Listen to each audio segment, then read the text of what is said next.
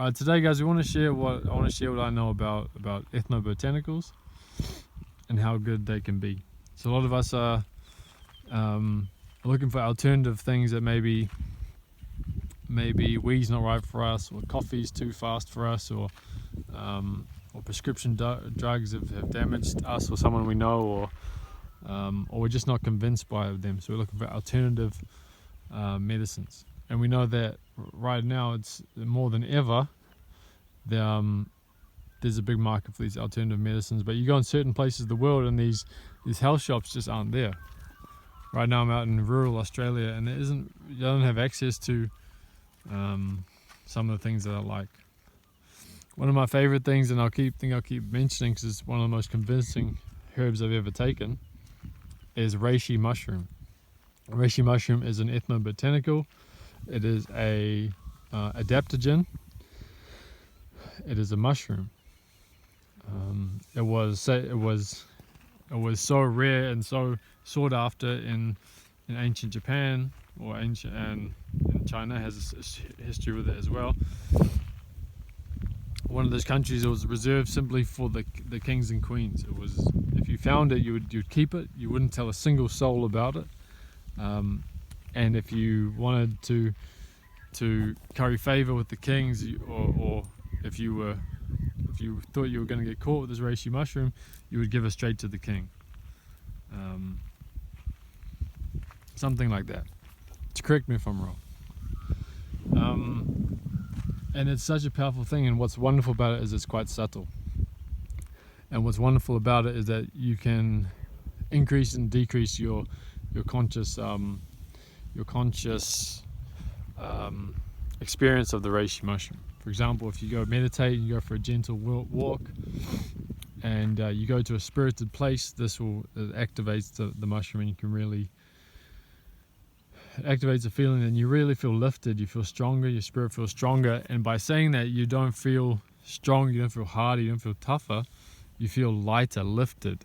You feel lifted up, and you can handle more. You can feel like reality is lighter, and therefore it's lighter. You can handle more of it. You can carry more weight because it's everything is light. Your life is lighter. Your body's lighter. Your spirit is stronger.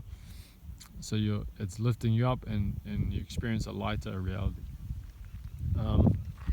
Sometimes I think the key word is lost when people talk about the light, and they meditate for the light, or they take ethnobotanicals to experience the light, and it gives you an idea of like a visual or information experience. Whereas another way to look at it is through density, and they talk a lot about third, fourth, and fifth dimensional densities, and that the fourth dimension is a lighter density than the third, and the fifth dimension is an even lighter density than the fourth.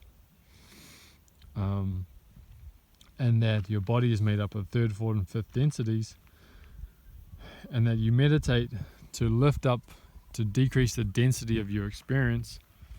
You become lighter, and you resonate on a higher plane, or a higher part of the coil of the plane that you're on. Supposedly that these dimensions are like music, and there's different octaves, or the different levels and vibrations of these planes, and supposedly there are several densities of the third dimension. There's like 31 or something, and you can resonate on these higher and higher frequencies, and supposedly they each have a function, and I guess none is worse than the other, but generally the less dense you are, the more light, the lighter you feel, and the more in tune with the fourth and fifth that you are.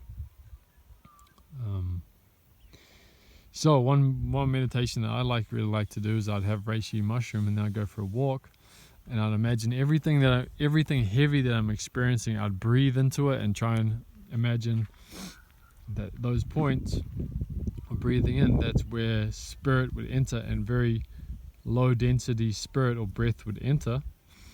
And I'll keep breathing, turning, trying to convert that heaviness or that pain into less dense, like sublimation.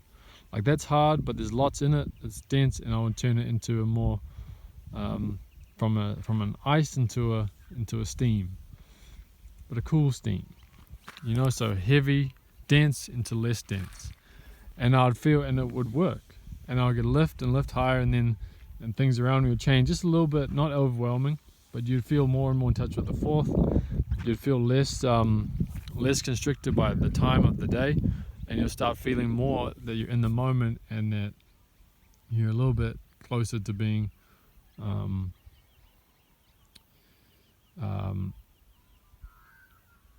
in tune with the past and the present.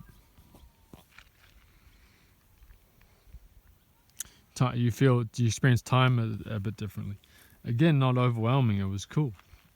Again, because you've put the work in, you've earned it, and you've had the help of something that's strong, but it's subtle, and it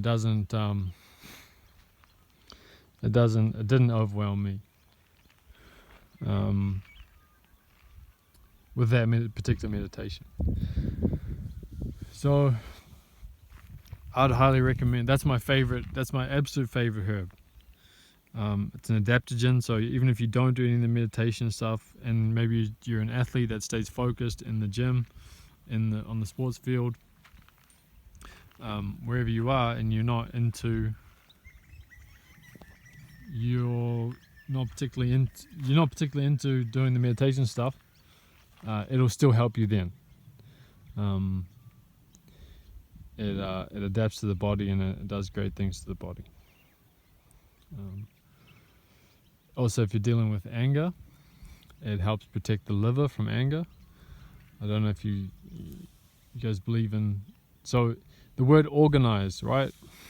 Organs, it means like from an internal level, if you're handling life right, you're organized. All your organs are handling everything right.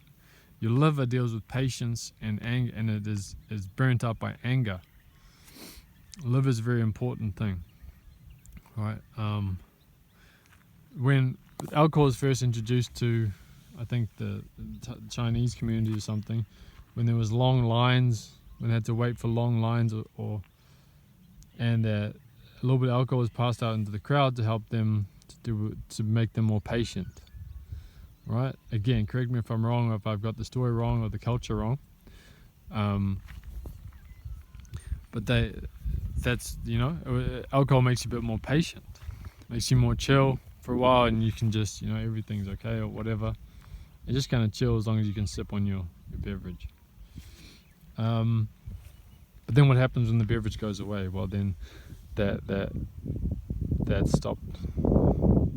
Now you deal with what's been happening. What's been happening is it's been affecting your liver, and now without the alcohol, your liver's a bit weaker. It's had to do so much work, and your liver's a bit weaker, and now you're not patient. The next morning you're not patient. That's because your liver's been overworked, and it's a bit debilitated, and now you get angry quickly. You get short-tempered and you get angry quickly. The Reishi protects your liver from anger,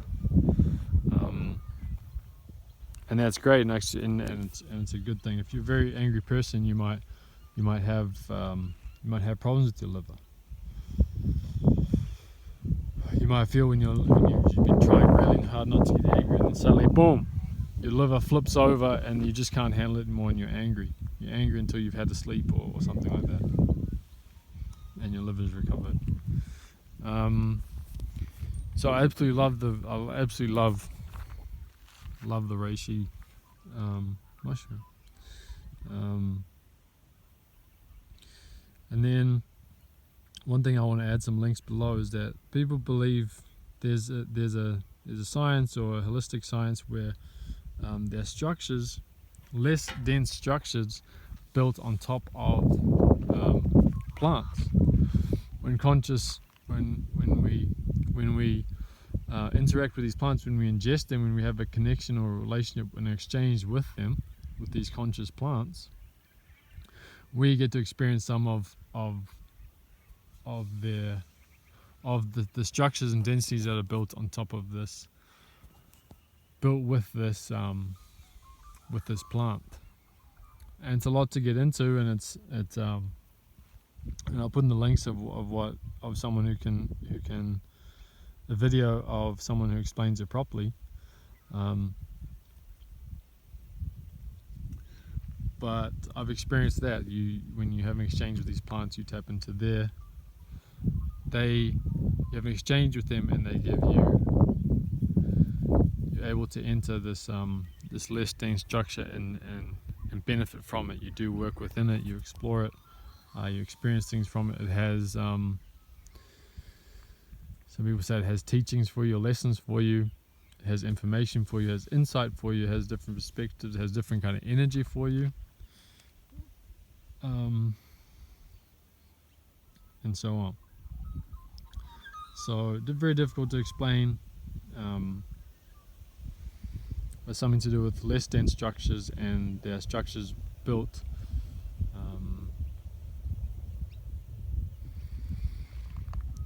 for example, there are less dense places and worlds you can access or you can receive, you can get in touch with through having an exchange with an ethnobotanical plant like Reishi mushroom.